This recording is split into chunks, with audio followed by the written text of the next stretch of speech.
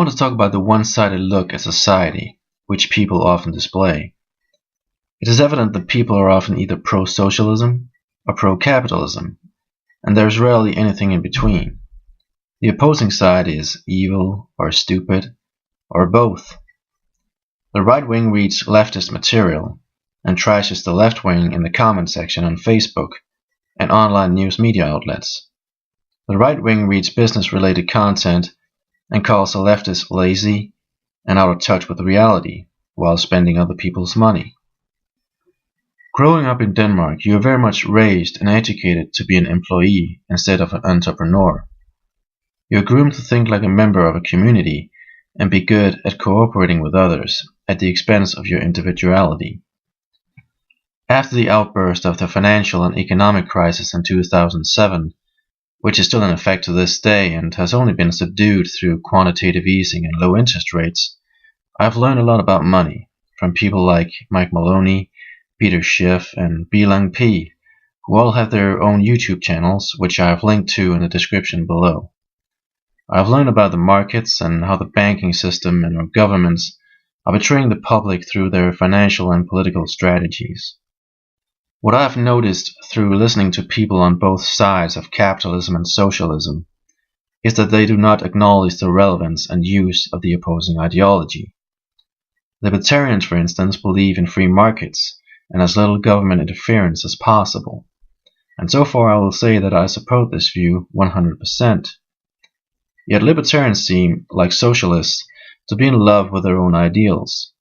The capitalists believe that if we only have free markets, then people will be free to trade and seek riches and happiness for themselves.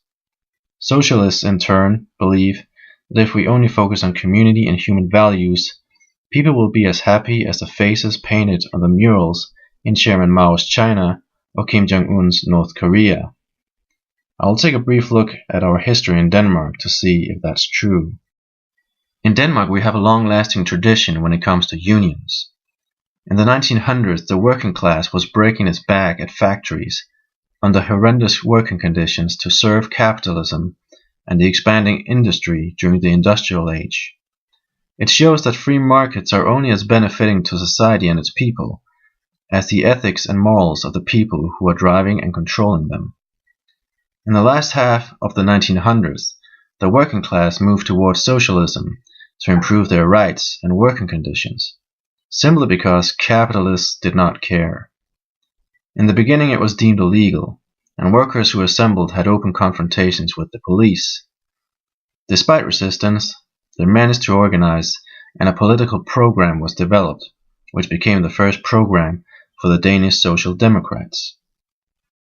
When you read some of the paragraphs in the program today, they sound much like communism. For instance, a line reads, "Work is the source of all wealth and culture, and therefore the whole return should accrue those who work."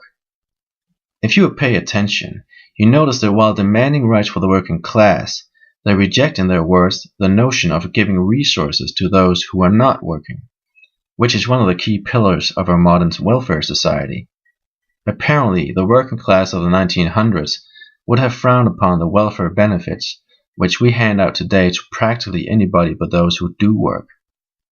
On the other hand, when reading this, I do not get the notion that the working class back then understood that it takes people to finance and organize allocation for production, and find methods of planning, refining, producing, selling, and shipping a product. They did not understand the driving force which capitalism is. The crude human labor is often not enough in itself. It needs to be facilitated and given direction and the proper tools. The person carrying out the crude labor is seldom the same person who creates the framework and thinks up the business model and the logistics for turning his labor into a product that makes its way onto the market. So it is a matter of teamwork. What capitalists and socialists must do is pay attention to not screwing over the members on your team. But back then, the politicians and manufacturers probably saw the world through their world view of capitalism, and the workers saw the world through their working class eyes of socialism. It would have helped the process along if both parties would have seen the issue from both angles. Capitalists should understand that even though trade is the blood, running through the veins of every society. It creates an environment for people who know how to navigate society and take advantage of it. This is not a problem per se, if these people are equipped with ethics and morals that acknowledge the needs for humans to thrive as employees, in accordance to Maslow's hierarchy of needs. When the drivers and participants of free markets do not possess such ethics or morals, it creates situations where consideration for other people's lives and well-being are set aside. Now, you're probably thinking, so what? If people do not want to work for an employer like that, they can go somewhere else. Yet, when the market sees one or more employers treating employees like this, a cartel mentality emerges in the same form as if one company slashes its prices. The others will follow to compete. Other employers will register that they can get away with lowering paychecks and ignoring hazardous working environments, simply because other employers are not offering better terms than they are. And this is the double-edged sword of capitalism. The truth is, however, that power corrupts, both in capitalism and socialism. Today the welfare model in Denmark has run amok, and the government are now cutting back in numerous welfare benefits that just a few years ago were considered sacred. The politicians have granted the voters an unsustainable model when you look at the current and future fundamentals. There are a little over 5.7 million people living in Denmark today. Out of those 5.7 million, 2,660,000 people are in the active workforce and makes the tax base for the Danish welfare system. That is roughly 46% of the entire population. Out of that number, the amount of people employed in the public sector is over 700,000 people. That is more than a quarter of the active workforce. Over 1 million people are collecting some form of welfare benefit, and that number will increase with more people retiring, increasing immigration from undeveloped and illiterate countries, and in my opinion, more unemployment due to automation. The future demographics will not be able to create a tax base for such an elaborate welfare system. I believe it should be reduced to focus on the major welfare areas like hospitals, education, and retirement. And by this I've shown that I'm halfway a socialist, yet I'm also halfway a capitalist, with my eyes open to the necessity of restraining the socialist self-righteous belief that everything promoting making money is bad on the verge of evil. Yet the same people do not hesitate to take money from the people they despise to finance their own ideology. There's a word for that kind of behavior, and the word is hypocrisy.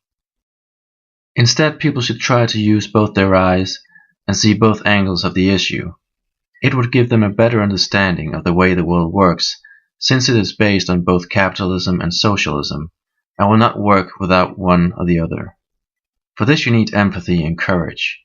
The empathy to put yourself in the position of people with different views and situations than your own, and the courage to listen and accept that some of the things they say might actually be valid, and that you have to adjust your own views on certain things. And I believe this is what scares people the most, because to many it'll be the same as to let the other side, quote-unquote, win, and put yourself under the destructive influence of, quote-unquote, the enemy. So the biggest obstacle, besides greed and ignorance, to achieve a dialogue and mutual understanding is the primal human fear of losing ground. When I look at the world, I can see that the monuments of civilization are getting smaller, equivalent to human life increasing in value through history. The building of the pyramids were possible because you could enlist thousands of subjects to realize your vision, and they would live and die to carry it out, without raising their heads to yell about human rights or union contracts. Today the monuments are smaller, yet the leaps in knowledge and groundbreaking technology paves the way for individual quality of life, and the possibility for personal freedom in life are within reach for more people than ever before. I believe the future depends on finding the balance between the freedom to create and trade, while also considering human value and a new third parameter, which is the limited supply of natural resources on this planet. Anyway, those were my 5 cents. Feel free to like and comment if you wish to add to the discussion. No matter what, thank you for your time.